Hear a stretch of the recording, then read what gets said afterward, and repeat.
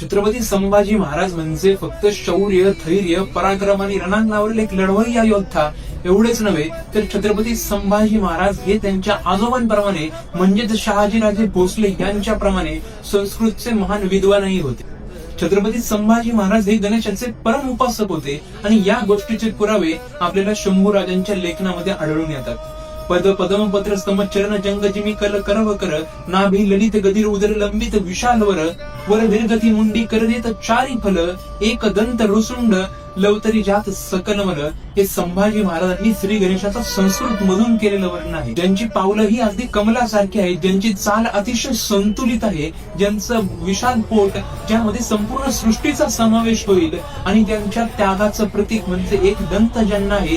एखादा अज्ञानी माणूस देखील त्यांच्या दर्शनाने ज्ञानी होऊ शकतो आणि मनुष्यातील सर्व मल अहंकार नष्ट करून त्यामध्ये आध्यात्मिक बीज पेरणारं त्या भगवंताचं रूप म्हणजे श्री गणेशाचं रूप आहे. सगळ्या शुभ कार्यांची सुरुवात ज्यांच्या नामस्मरणाने होते त्या प्रभू गणपती बाप्पांची आज जयंती. तुम्हाला गणेश जयंतीच्या खूप खूप शुभेच्छा. नमो छत्रपती.